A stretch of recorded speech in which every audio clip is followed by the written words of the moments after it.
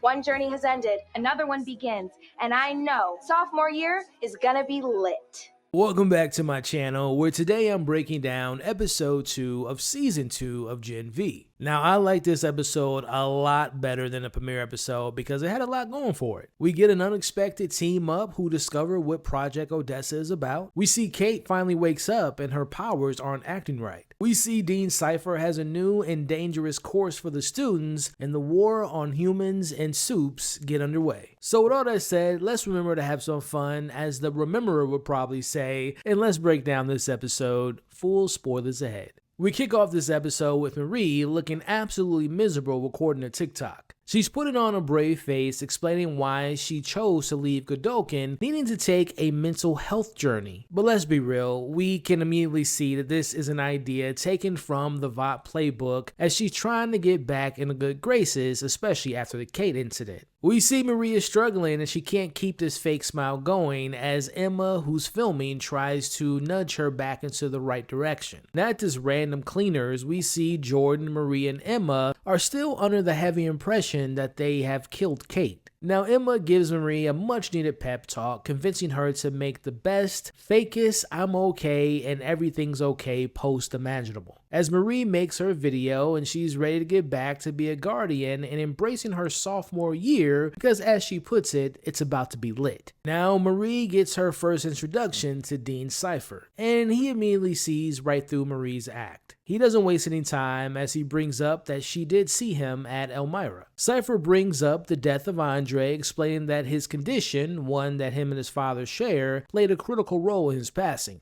As he says, Andre pushed himself too much and the neuro-micro tears were ultimately what killed him. Now Marie is in utter disbelief and refuses to believe this until Cipher pulls out Andre's medical file and confirms everything he just said. Now before Marie leaves his office, Cipher tells her about Kate being attacked the night before, but surprise surprise, she survived. Now to me it appears that Cipher is very aware of her involvement of what happened to Kate, but he needs Marie because of what we learned later in this episode. But I will say, I am so glad the show didn't drag the mystery of what happened to Kate, especially since the trailer of The Weeks Ahead spoiled it immediately after episode 1. Now, speaking of cover-ups, we immediately get another classic boys-style news report with Firecracker on her show, reporting on what happened to Kate. She doesn't waste any time claiming that this was a hate crime against Soups, immediately creating more tension between Soups and humans. This was a hate crime against the most persecuted minority group in history, superheroes. Now, after hearing the news, Emma, perhaps a little unhinged here, she casually suggests that they finish the job with Kate. Now, thankfully, no one's taking her seriously, but we see Marie has already told them about the mysterious Odessa project mission, and Emma is completely down to help. Jordan, however, is a hard no, terrified it'll lead them back into Elmira. Now, at the hospital, we see Sam is checking in on Kate. Now, as he's telling her that he's there for her and she's not alone, we see that Kate is still unconscious and she can't communicate normally. Now, instead, she briefly grabs a nurse's hand and speaks through her and says, "They left me to die. How could they?" What? Kate? Kate, can you hear me? Kate, what happened? Emma, help me. Emma. And then, in a terrifying display of her new ability, or maybe her powers acting up in some way, she makes the nurse stab the other nurse in the eye with a syringe and begins attacking her. Now, this to me, and later on this episode seems to confirm this seems like a new aspect or a new element about Kate's powers, because I'm not sure she commanded that nurse to do what she did, or did she do it out of anger? Either way, I'm sure Dean Cipher will find a way to exploit this new ability of her mind control, where she doesn't have to be fully conscious to use it. Meanwhile, after listening to Emma plead for help to look into Cipher and to avenge his son, we see Polarity decides to join the Godolkin staff. Now, he's putting on quite an act, desperate to keep Cipher from seeing through him. Now, at Godolkin, we see the classes are officially back in full effect, and we find Emma in a hilarious and yet painfully accurate class that's called Advanced Influencer Fluency, taught by a woman with wings named Modesty Monarch. I had an Amazon ring light and 11 followers. That all changed when I posted my now viral video, Super in the Streets, but Obedient in the Sheets. This to me was the show's satire on today's youth chasing going viral and speaking on topics for purely clicks and also spreading misinformation without facts. Now, Modesty has a conversation with Emma and encourages her to use her platform of 5 million followers to speak out about the Kate attack and to spew hate against Starlight and her followers. Now, Emma thankfully has grown past her season 1 influencer days and lets the teacher know that she's not interested in doing what she just offered, and also she's not interested in her class. But of course, the dean insists that she takes this class, forcing her to stay. Which to me is making it clear that Cipher will use any of the students to get them to create any narrative that Vought wants them to. This definitely seems to be a key element of this season, but also leading to The Boys season 5. Now, while all of that's happening, we see Marie continuing to keep up appearances on social media when she finds Jordan in her dorm. Now, Jordan discovers Andre's file and demands to know why Marie has it. But they're interrupted by Stacy, who introduces herself to Marie, and then she proceeds to vomit up honey, making sure they attend the Hero Optimization Seminar. Now, this new Hero Optimization course is led by the dean himself, as he's handpicked a select few from the school, including Marie and Jordan. This course is very important to the rankings, as he says, and the first lesson is to press a button. Pretty simple, right? But they have to get past a suit by the name of Vicord in order to do so. He's kind of like a mix of Thor meets Hercules, but not as powerful, but he does have a hammer and he seems to be strong. Now, some of the students decide to mock Vicord's cinematic masterpiece that has a 4% on Rotten Tomatoes, which ends up being a big mistake. As Vicord clearly still in his feelings from those reviews, he unleashes his hammer, knocking out the students like they're bowling pins. As the chaos ensues, we see some of the students are literally running for the door, begging to be let out this nightmare as our dynamic duo steps up. We see Jordan leaps into action, taking on Vicord.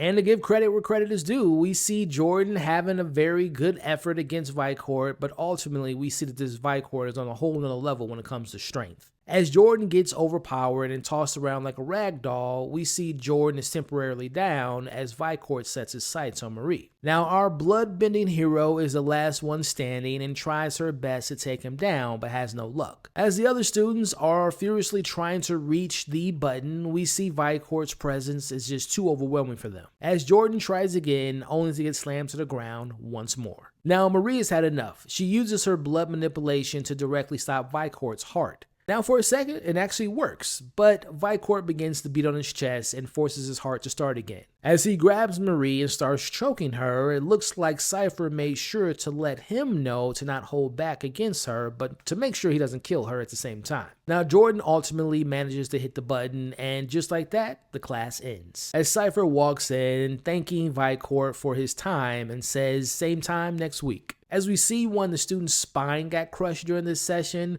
we see Cipher doesn't bat an eye. Instead, he delivers a speech that redefines Godolkin's new mission statement. In this school, it has no place for those who cannot hack the pressure. Lisa, you're being transferred to performing arts. He's not here to coddle them, he's here to push them to their limits to unlock their full potential. As he puts it, it's all about leveling up. As he continues to say, you're not students, you're soldiers. And you will fight for the cause. Now, let's talk about Cipher's training here, which to me isn't about necessarily making them stronger, it's about making them ruthless. He's desensitizing them to violence, to pain, and the idea of collateral damage. This is a military-grade regiment that may be Cipher plan or maybe even Homelanders. Now, back with Emma, we see her sticking up for a human who's being picked on by Rufus, as she learns that Polarity has joined the staff, as she takes what she believes to be a Xanax as he pulls her aside to talk. Now, he admits that she was right about stepping up and figuring out who Cipher is and avenging his son. Now, Emma is happy to have an adult on their side for the first time, as Polarity plans to take down Cipher, but he doesn't just want to stop there. He goes on to say that he wants to take down the 7th Tower. But Emma slows him down and suggests they take one thing at a time, but Polarity is fueled by his son's death and isn't thinking strategically. As Emma reminds him what Andre told her about his dad being the smartest person in the room and always having a plan first. As Emma gets him on board to help her figure out what Project Odessa is all about.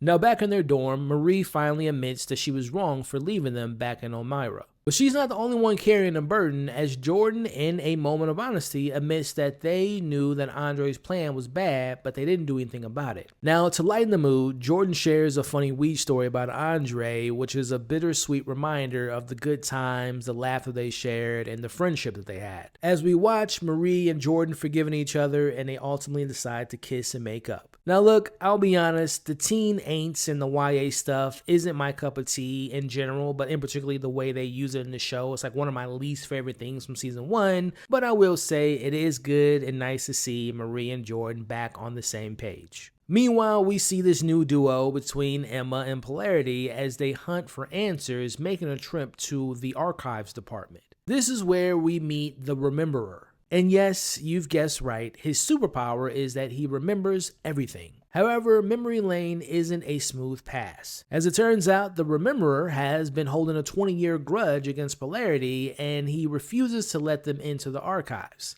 But luckily, Emma, who happens to be a little bit high at this moment, reveals that she was a huge fan back when he had his show on television. To me, this whole scene is peak Emma, her slightly altered state leading to an unexpected breakthrough. Now, this scene also gave us a name we haven't heard in a while, and that's Madeline Stillwell. The Rememberer brings up how it was Madeline herself who made the call to cancel his beloved show. To me, this scene was just hilarious, and this is just an example of the many reasons why I'm a big fan of the Emma character, because her comedic timing is great, and her back and forth with the Rememberer was just flat out funny as hell to me. Again, thanks to Emma's charm and possibly the Rememberer's soft spot for his fans, they make their way into Thomas Godolkin archives. Now it's here where Emma and Polarity begin to peel back the layers of Vault's truly racist history as they find these Nazi Klan memorabilia and they find the direct links to Project Odessa behind a hidden door. Now, it's important to note that Polarity uses powers to open up this hidden door, and we know that using his powers is actually killing him. Now, if I'm being honest, I do think the show probably had plans on killing Polarity, probably in this second season, but obviously they had to rewrite this second season, so I believe he's going to probably stick around for a little bit longer than it was initially planned.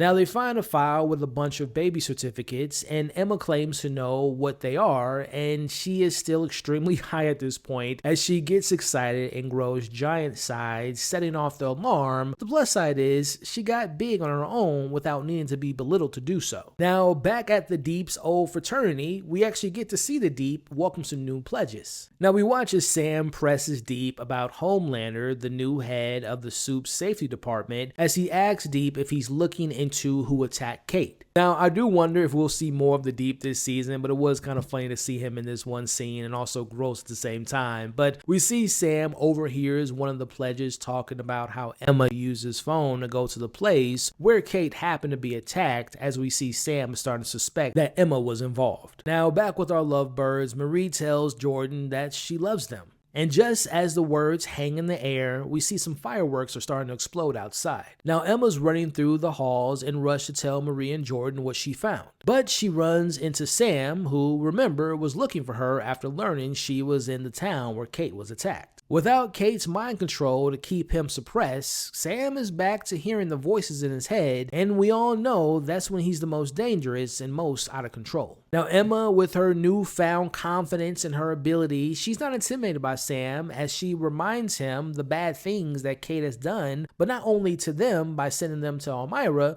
but also to him and his brother Luke last season. She even throws in another reminder at him, and those are those dead bodies he piled up back in season 1. Sooner or later, you're gonna have to face up to what you've done.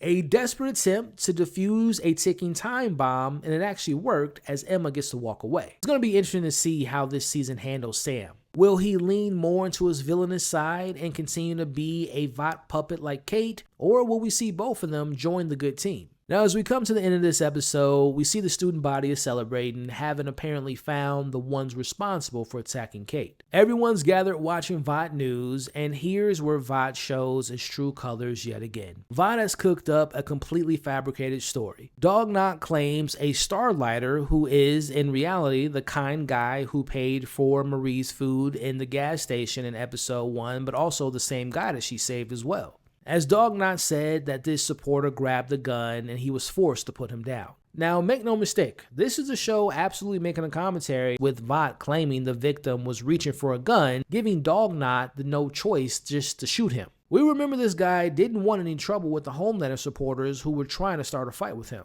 We even see the headline itself is designed to smear this victim, labeling him as a terrorist thug with a long history of unlawful behavior and mental illness. Look, it's a sad reality, but this is a familiar narrative used to justify these heinous acts. As this horrifying news plays, we see Emma finds Marie and hands her the file. As we finally get the reveal of what Project Odessa is, and that is Marie. She is Project Odessa. As we cut back to the hospital where Kate finally wakes up. Now, she finds herself surrounded by dead bodies that she apparently caused, a horrifying aftermath of her powers going haywire. As Cipher walks in and simply asks her, What did you get into?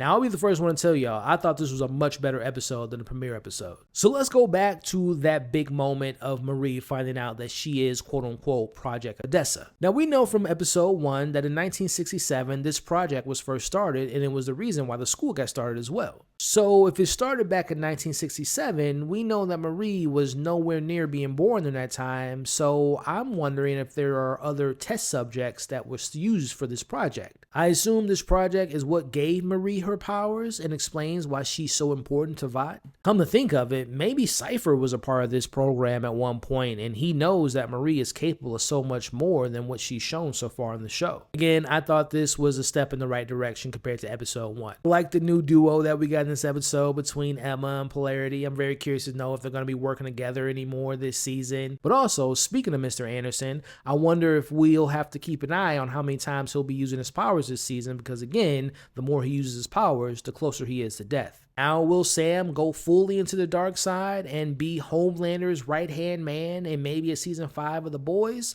Or will he end up being a good guy? We obviously have a lot more to learn about this project. We also have to learn more about Cipher and this new hero course, and we'll see how it'll all play out in episode 3, which I'm actually about to watch right now. With that said, by the time you all are watching or listening to this, both my episode 1 and 3 will be available to watch on the channel as well as on my podcast. Thank you all for watching or listening to this breakdown of episode 2 of season 2 of Gen V. Please share your thoughts about this episode in the comments below, any deeper meanings, any Easter eggs, or major theories you all have. Please consider sharing this breakdown to anyone and everyone you know that loves talking about this show, and also consider sticking around by subscribing to the channel today. You all are awesome, stay safe, and I'll see you all on episode 3 of season 2 of Gen V.